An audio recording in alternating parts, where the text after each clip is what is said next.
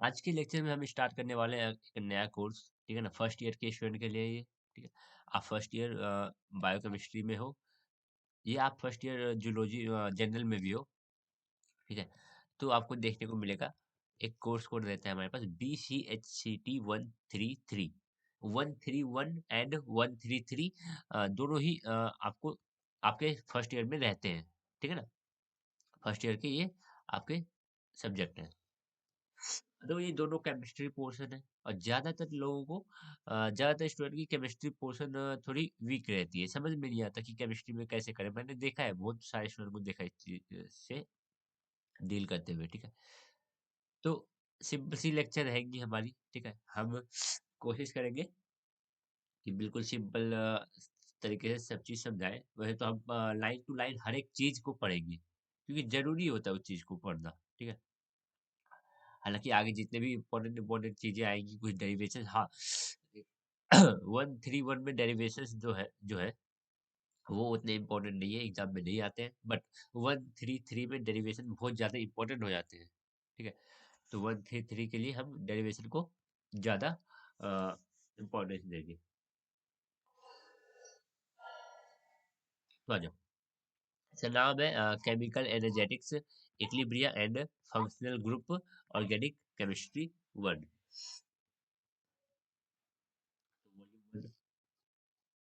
Block 1, block 1 का नाम है केमिकल एनर्जेटिक्स। वॉल्यूम 1 को दो ब्लॉक में बांट दिया गया है, ब्लॉक 1 एंड ब्लॉक 2।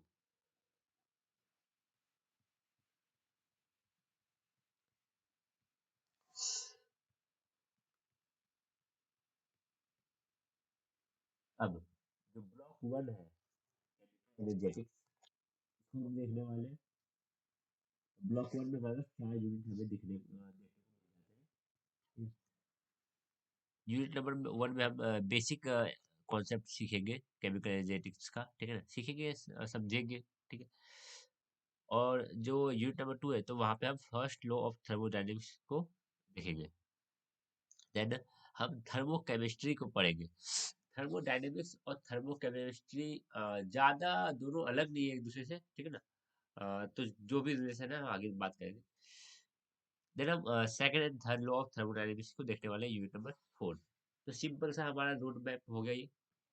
ब्लॉक 1 के लिए ये हमारा रोड मैप हो गया। तो अभी आप ब्लॉक 1 को माइंड में रखते हुए चीजों को सीखने की कोशिश करो, ठीक है। तो कोशिश करेंगे हम इस पूरे इसकी आज 1 तारीख है, आज 1 फरवरी है।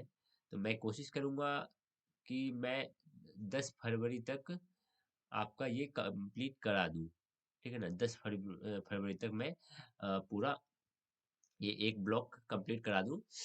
तो मुझे एक दो, मैं चाह रहा था कि फरवरी मंथ में मैं आपका पूरा 133 कंप्लीट करा दूं, ठीक है ना, क्योंकि आपका आगे एग्जाम भी आने वाला है। वन देखते हैं जितना जल्दी हो सके, मैं कोशिश करूंगा अपना, मैं अपना बेस्ट दूंगा। आप भी अपना थोड़ा एफर्ट लगाइए, ठीक है। तो बात करते हैं यूनिट नंबर 1 की, केमिकल एनर्जेटिक्स एंड, जो कि रहने वाला हमारा बेसिक कंसेप्ट हम पढ़ेंगे।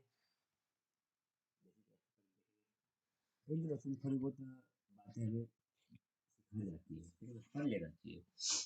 Energetics refers to the study of energy in the term of its flow, flow of energy, ठीक है। एनर्जी की स्टडी कर रहे हैं किसी टर्म में, इसके फ्लो मतलब इसके फ्लो और इसके ट्रांसफॉर्मेशन के टर्म में विद इन ए सिस्टम और between the system and the surrounding. The flow and transformation of energy with in A system, एक सिस्टम के अंदर ही, ये तो सिस्टम और सराउंडिंग के बीच में। तो इसी इसकी स्टडी को हम बोलते हैं एनर्जेटिक्स, ठीक है। हालांकि कोई आपसे डिफाइन करने को नहीं बोलेगा कि बताओ एनर्जेटिक्स क्या है, लेकिन हम समझ लो हम एनर्जेटिक्स पढ़ने वाले हैं, हम तो भाई पता तो चलना चाहिए कि हाँ भाई क्या है चीज, ये है क्या। बस रटने के लिए नहीं है, ठीक है। बस रटो मत कि हम हमने एनर्जेटिक्स का एक आज हमने एक नया डेफिनेशन रट लिया, नहीं, ठीक है। तो समझते हुए चलो थोड़ा सा, ठीक है ना। 110% में समझने नहीं बोल रहा हूँ, आप 20-30% भी तो समझो। केमिस्ट्री को आप थोड़ा तो समझो, ठीक है ना। मैं बिल्कुल सिंपल कर दूंगा आपके लिए, आपको कहीं भी आगे जाके प्रॉब्लम नहीं आएगी अगर आप मेरी थोड़ी बातों पे ध्यान दो तो। ठीक है, जैसे मैंने बोला एनर्जेटिक्स, तो आप फील लो इस चीज का एनर्जेटिक्स है क्या। एनर्जी, एनर्जी का फ्लो और ट्रांसफॉर्मेशन किसी एक सिस्टम और सिस्टम और सराउंडिंग के बीच में। अगर अभी आपको नहीं पता सिस्टम क्या होती है, सराउंडिंग क्या होती है, हम आगे डिफाइन कर देंगे, कोई बात नहीं। हालांकि 11th में पढ़ाई जाती है, 11th में केमिस्ट्री में भी पढ़ाई जाती है, फिजिक्स में भी पढ़ाई जाती है, ठीक है। बट हम, कोई बात नहीं, आएगा अभी आगे सब हम एक चीज डिटेल में आपको बताएंगे। The energy could be in the form of heat, radiation, work, and some other means. Energy की डिफरेंट डिफरेंट फॉर्म है ये। एनर्जी हीट के फॉर्म में हो सकता है, रेडिएशन के फॉर्म में एनर्जी आप वर्क के फॉर्म में ले सकते हो, ठीक है। Energetics is a very broad field and its applicability in a given area can be qualified by putting a suitable prefix before it. तो तो ये एक ब्रॉड फील्ड है energetics, and its applicability in a given area can be classified by putting a suitable prefix before it. अगर इसको example देके समझे, आगे नहीं लिया गया। फॉर एग्जांपल, हाँ देखो, for example the term chemical energetics implies the study of flow of transformation of energy in chemical system। Chemical system समझ रहे हो ना, दो केमिकल्स के बीच में एनर्जी इधर उधर हो रही है, ठीक है ना। तो तो केमिकल एनर्जेटिक्स लगा देंगे।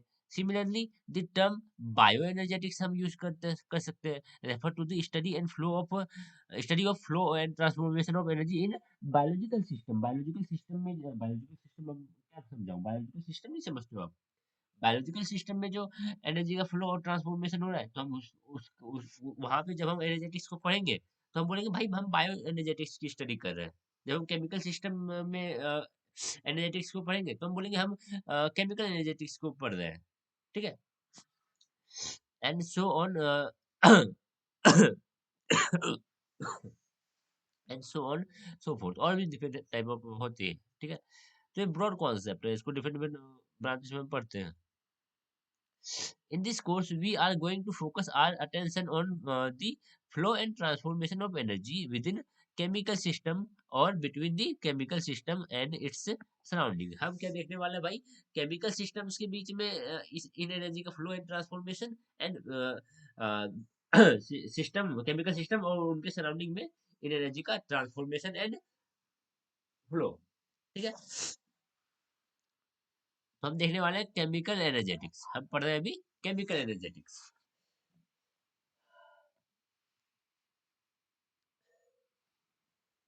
We would begin the unit by defining uh, thermodynamics and in outlining its significance in chemistry। हम थर्मोडायनेमिक्स को पढ़ेंगे, ठीक है।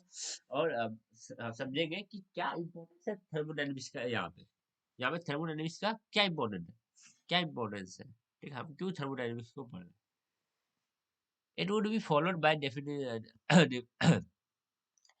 definition and explanation of the terminology needed to understand the appreciate different aspect of thermodynamics। हम आगे बढ़ेंगे, कुछ कुछ टर्मिनोलॉजीज पढ़ेंगे, हम डिफाइन करेंगे सिस्टम, डिफाइन करेंगे सराउंडिंग, हम डिफाइन करेंगे आइसोलेटेड सिस्टम, क्लोज सिस्टम, ठीक है।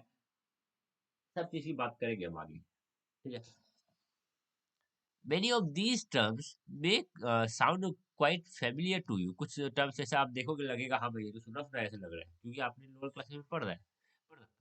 However, you would be define them precisely in the context of thermodynamics। हम थर्मोडायनेमिक्स को माइंड में रख के थर्मोडायनेमिक्स के हिसाब से चीजों को डिफाइन करने की कोशिश करेंगे, ठीक। Having defined these, we would revisit the concept of heat। जब हम इन सब चीजों को डेफिनेशन वगैरह देख लेंगे तो हम हीट को देखेंगे, कॉन्सेप्ट ऑफ हीट को समझेंगे, वर्क को समझेंगे, हीट कैपेसिटी को समझेंगे, ठीक है। We would then explain the meaning of thermodynamics, reversibility, ठीक है ना। देन हम थर्मोडायनेमिक्स रिवर्सिबिलिटी को पढ़ेंगे, then followed by the concept of thermodynamic thermal equilibrium.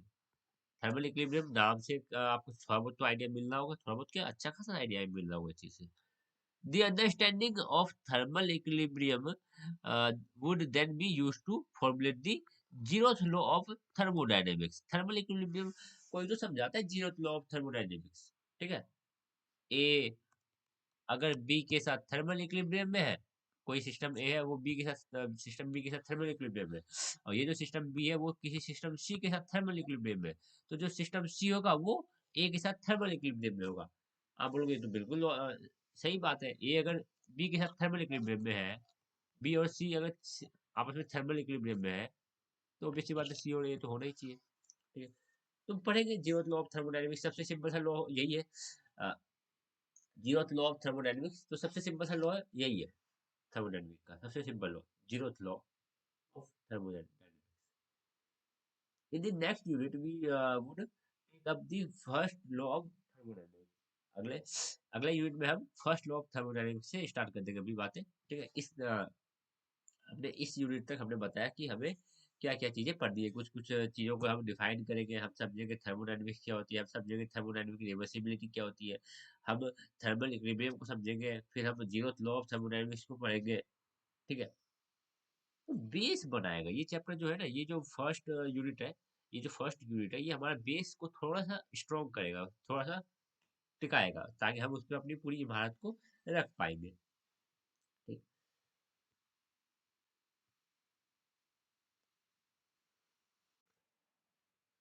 Chemical thermodynamics and its importance.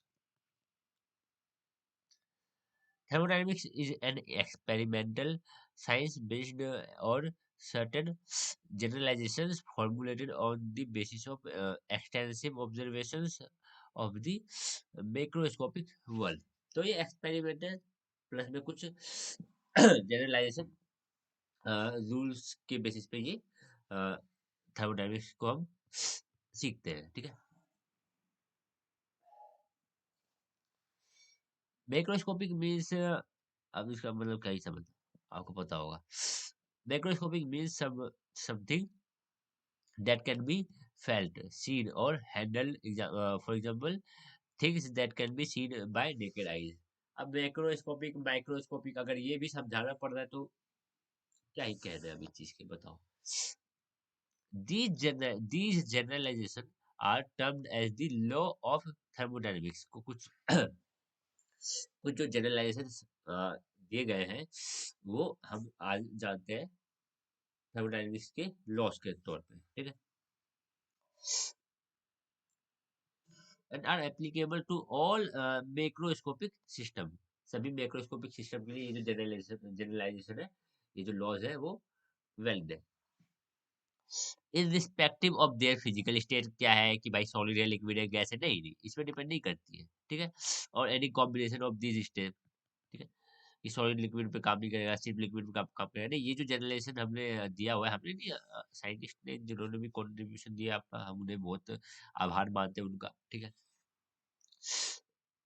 तो उन्होंने दिया ये जनरलाइजेशन, और ये सभी state, physical, solid, gas, liquid, सब पे वैलिड होता है, ठीक है।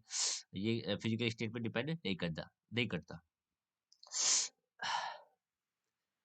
The term thermodynamics was coined by Lord Kelvin. Kelvin ने थर्मोडायनेमिक्स टर्म को दिया था।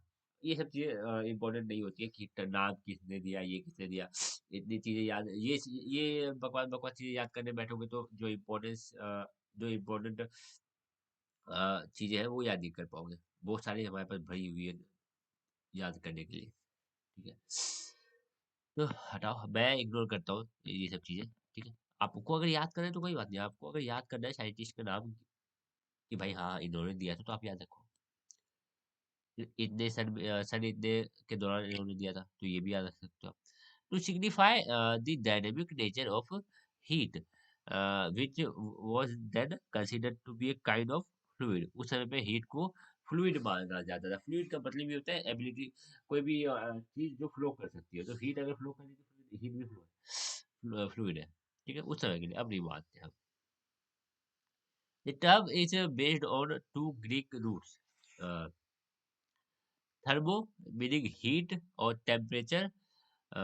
हीट या तो टेम्परेचर, थर्मो का मतलब डायनेमिकोज, ड्यूमेनिकोज, ठीक है, जिसका मतलब होता है मूवमेंट, हीट का मूवमेंट, टेम्परेचर का मूवमेंट।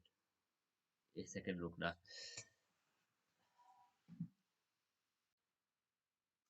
ऐसा है ना कि मैं तो अभी सर्दी हो गया है तो नाक बंद हो जाती है तो सही से चीजें बोल नहीं पा रहा हूँ।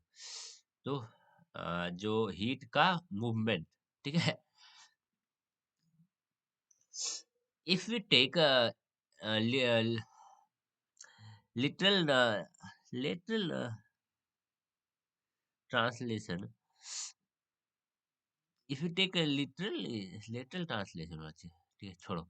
If you take a literal translation, thermodynamics means thermodynamics means dynamics of heat, motion, heat का मोशन। डायनेमिक्स का मतलब हमें पता है, ठीक है, डायनेमिक्स का मतलब हमें अगर आपने 11th की मैकेनिक्स थोड़ी बहुत पढ़ रखी है तो आपको डायनेमिक्स का मतलब थोड़ा बहुत समझ में आता होगा। डायनेमिक्स का होता है मतलब होता है मोशन, हीट का मोशन। तो थर्मोडायनेमिक्स का मतलब यही है, हीट का मोशन, हीट का फ्लो होना, flow of heat. We would be talking about the laws of thermodynamics and their significance in this course। हम थर्मोडायनेमिक्स के लॉज प्लस उसके सिग्निफिकेंस बात करने वाले हैं, ठीक है। Importance of thermodynamics, it is important to note that thermodynamics is concerned only with macroscopic or large scale properties of matter and make no assumption about the microscopic structure of matter, that is the structure of atom or molecule। Thermodynamics सिर्फ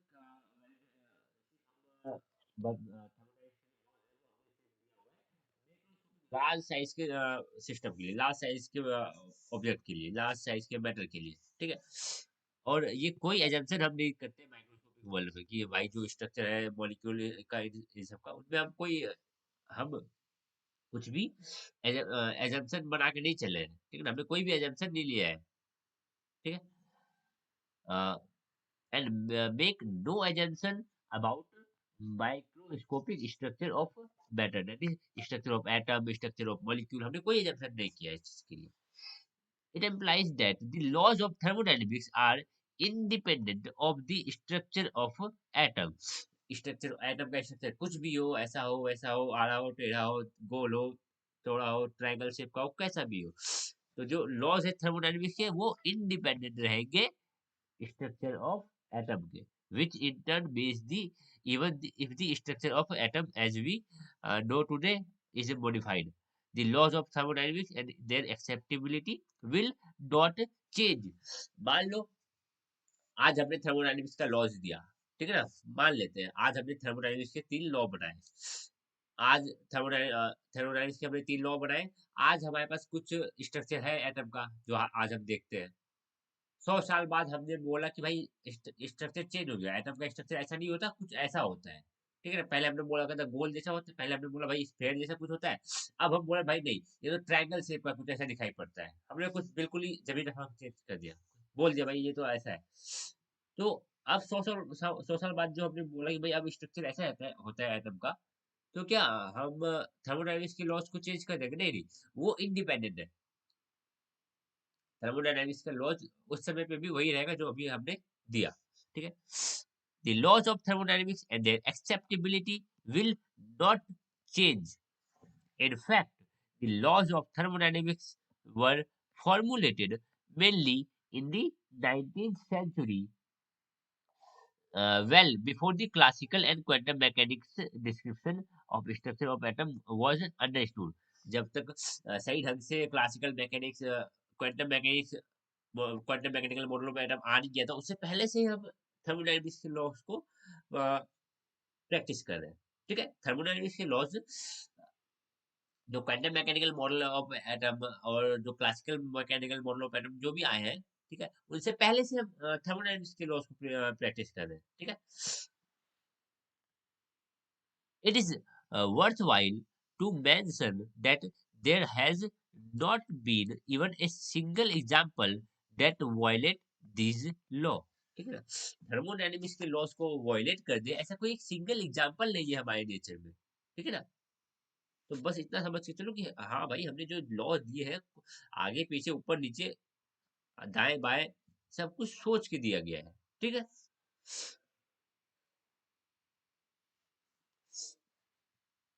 Another important aspect of the thermodynamics is that it is an exact science and its law can be expressed in terms of mathematical relationship, ठीक है ना। ये कोई महाग्रंथ नहीं है जैसे कि आप आके बोल दोगे भाई ये जो एटम है ये तरबूज जैसा दिखाई देता है, ये वो वाली साइंस नहीं है, ठीक है ना। कि कुछ भी आके आपने एजम्पशन लगा के ऊपर नीचे इधर उधर कुछ भी बोल दिया बस चल गया, हाँ भाई नाम बस तुम्हारा नाम आ गया कि भाई इन्होंने कुछ कहा है, ऐसा नहीं है, ठीक है। ये जो लॉ दिया है ये बिल्कुल एक्सपेरिमेंटली प्रूव कर सकते हो, इसको आप मैथमेटिकली प्रूव कर सकते हो। मैथमेटिक्स कभी भी रॉन्ग नहीं होती है, ठीक है ना। दिमाग में गांठ बांध लो, mathematics can never be wrong, mathematics कभी रॉन्ग नहीं होती है। तो थर्मोडायनेमिक्स इज एग्जैक्ट साइंस, ये एग्जैक्ट साइंस, ठीक है। एंड जो थर्मोडायनेमिक्स की लॉज है इसको आप एक्सप्रेस कर सकते हो, इसको आप बता सकते हो, समझा सकते हो मैथमेटिकल रिलेशनशिप से, ठीक है। This allow us to derive mathematical equation that can describe and predict the outcome of many chemical and physical processes, ठीक है। डिफरेंट डिफरेंट फिजिकल और केमिकल प्रोसेस का आउटकम क्या रहने वाला है, ठीक है। तो वो आप बता सकते हो क्या हमारे थर्मोडायनेमिक्स के मैथमेटिकल इक्वेशन के थ्रू, ठीक है। थर्मोडायनेमिक्स बस यहाँ पे इस चीज को बताने का मतलब ये है कि भाई थर्मोडायनेमिक्स का जो लॉज है वो वेल प्रूव्ड है, ठीक है। बात करेंगे आगे जब हम फर्स्ट सेकंड थर्ड लोग पढ़ेंगे तो बात करेंगे, आपको समझ में आएगा क्या चीजें हैं, ठीक है। This in turn allow us to apply these law to practically all the branches of science and engineering, ठीक है। तो ये यहाँ से हमें छूट मिल जाती है कि भाई तुम इस लॉ को कहीं पे भी लगाओ, साइंस की किसी भी ब्रांच में, इंजीनियरिंग किसी ब्रांच में, तुम किसी भी ब्रांच में तुम इस लॉस को लगा सकते हो, क्योंकि ये जो लॉ है वो मैथमेटिकली प्रूव्ड है, ये एग्जैक्ट साइंस है, ठीक है ना। ये कुछ अजम्पशन लेके नहीं हमने बना दिया कि भाई हमें कुछ अजम्पशन कर लेते हैं ऐसा कुछ, ये नहीं नहीं, ये एग्जैक्ट है, ठीक है। Thermodynamics is A correct form of mathematical equation बोल सकते हो। थर्मोडायनेमिक्स के लॉस को हम मैथमेटिकल इक्वेशन के थ्रू दर्शा सकते हैं। आपने देखा भी होगा 11th क्लास 11th में बताया जाता है थर्मोडायनेमिक्स के सारे लॉस को मैथमेटिकल, कितने सारे तो न्यूमेरिकल बनते हैं इसके ऊपर। थ्योरी वाली तो चैप्टर है नहीं कि भाई बस थ्योरी थ्योरी पढ़ के निकल लोगे, ये तो ऐसा वाला कि भाई बताओ ना, पहला डिस्कवरी किसने किया, दूसरे बार डिस्कवरी किसने किया, ऐसा तो कुछ है नहीं। एटम का जो स्ट्रक्चर आता था, model of structure of atom, उसमें तो थियरी बहुत ज्यादा है, थियरी ही बहुत ज्यादा है, न्यूमेरिकल पोर्शन भी है लेकिन थियरी बहुत ज्यादा है, ठीक है। In this context of chemical system, the primary primary objective of thermodynamics is to establish a criterion for determining the feasibility, ठीक है ना। feasibility ये तो बोल सकते हैं spontaneity of a given physical और chemical transformation, ठीक है। ये जो फिजिकल, ये जो कुछ ए अगर ट्रांसफॉर्म हो रहा है बी में, तो ये फिजिकली ये फिजिबल है या नहीं है, ये स्पॉन्टेनियस है या नॉन स्पॉन्टेनियस है। ये केमिकल रिएक्शन ए का ट्रांसफॉर्म होना बी में, ये केमिकल ट्रांसफॉर्मेशन, मान लो केमिकल ए है ट्रांसफॉर्म होना बी में, ये फिजिबल है, ये स्पॉन्टेनियस है, स्पॉन्टेनियस नॉन स्पॉन्टेनियस, आप समझते हो ना, ठीक है। तो है या नहीं है, ठीक है। तो हमारी थर्मोडायनेमिक्स हमें बताएगी। आपने तो इलेक्ट्रोकेमिस्ट्री उसमें भी पढ़ा होगा, ठीक है। Second, thermodynamics can help in determining the criteria and condition for the equilibrium state for a spontaneous process, कि भाई जो प्रोसेस है कोई चलो हो रही है, प्रोसेस हो रही है, ए बी में कन्वर्ट हो रहा है, तो इक्विलिब्रियम कब आएगी? इक्विलिब्रियम भाई इक्विलिब्रियम स्टेट बताओ, ठीक है ना? इक्विलिब्रियम स्टेट पे क्या चीजें कैसे कैसे रहने वाली है, कब आएगी क्या, ठीक है? तो वो हमें थर्मोडायनेमिक्स बता देती है अबाउट इक्विलिब्रियम स्टेट, ये हमें बताती है अबाउट इक्विलिब्रियम स्टेट, ये हमें बताती है about feasibility of the chemical reaction, ठीक है? The thermodynamics data can also be used to predict the direction in which the system would move to attain equilibrium. कि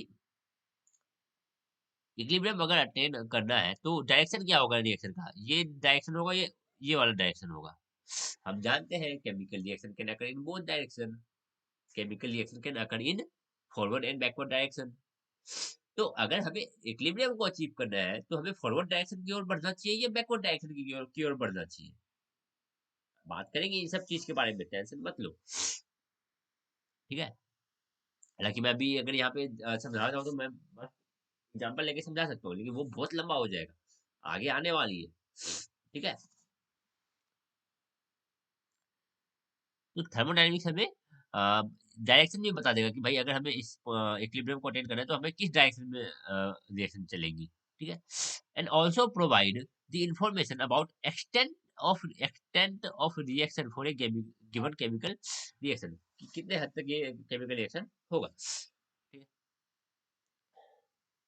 It's time that we take up the termin terminology used in thermodynamics. कुछ terminologies को हम पढ़ने वाले हैं।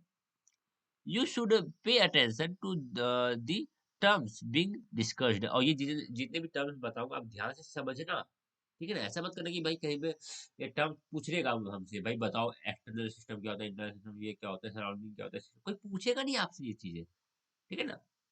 ये ये चीज जब आप पूरा चैप्टर जब पढ़ोगे ना तो वहां काम आएगी, as you would be using them extensively in the course of your learning thermodynamics। वही बोल रहे हैं ना कि हम जब चैप्टर को पढ़ेंगे ना तो हम उसको इतना यूज करेंगे, इसलिए भाई पहले समझ तो लो वो है क्या, ठीक है? कोई आपसे जाके पूछेगा नहीं आगे एग्जाम में कि भाई बताओ डिफाइन कर दो इस चीज को, अगर पूछ भी लेता तो आपको बताना आना चाहिए। It is therefore essential that you have proper understanding of these terms, ठीक है? देखो कोई भी मूवी जब आप जब मूवी देखते हो कोई भी तो सबसे पहले कैरेक्टर्स को समझते हैं हम, भाई कौन सा कैरेक्टर क्या क्या क्या है, तभी जाके आगे का रोल पता चलता है। ये बस ऐसे ही समझ लो, एक मूवी चलने वाली है, एक पिक्चर है ये, ठीक है ना? ये एक चलचित्र है जिसके सबसे पहले हमें सारे किरदार को समझना पड़ेगा, ठीक है? Answer the following simple question before moving ahead. What is importance of thermodynamics in the context of chemical reaction?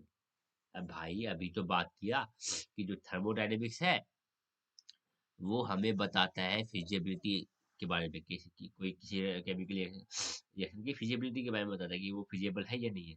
वो हमें इक्विलिब्रियम स्टेट के बारे में इंफॉर्मेशन बताता है कि इक्विलिब्रियम स्टेट कब आएगी, क्या कंडीशन आएगी, कितने इक्विलिब्रियम स्टेट पे क्या कंसंट्रेशन रहेगी चीजों की, ठीक है? वो हमें डायरेक्शन बताती है कि इक्विलिब्रियम को अटेन करने के लिए क्या डायरेक्शन में रहेगी, केमिकल रिएक्शन किस डायरेक्शन में चलेंगी, ठीक है? वो हमें एक्सटेंट ऑफ रिएक्शन के बारे में बताती है। बात तो किया अभी हमने क्यों इतना जरूरी है। तो थर्मोडायनेमिक टर्मिनोलॉजी, ठीक है? ये अभी हम इस लेक्चर में नहीं करेंगे, एक अगला लेक्चर में करेंगे, ठीक है? Thermodynamic system, surrounding, type of system, state of system, extensive and intensive variable, thermodynamics processes पढ़ेंगे, और बहुत सारे हैं। तो ये चैप्टर हमारा बेस बनाने वाला है, तो सब मैं आपको फिर से बोलूंगा कि इन चैप्टर को थोड़ा ध्यान से, थोड़ा जो पहला यूनिट है ना इसको थोड़ा ध्यान से समझो। अगर पहले यूनिट को नहीं समझोगे तो आगे की चीज़ें समझ में नहीं आएगी। मैं बार-बार यूज़ करूँगा, मैं डायरेक्ट बोलूँगा सिस्टम सराउंडिंग, ठीक है? आइसोलेटेड सिस्टम, ओपन सिस्टम, तो आपको समझ में आना चाहिए, ठीक है? तो अभी के लेक्चर को मैं यहीं पे ख़त्म करता हूँ। मिलते हैं आपसे अगले लेक्चर में। बाय।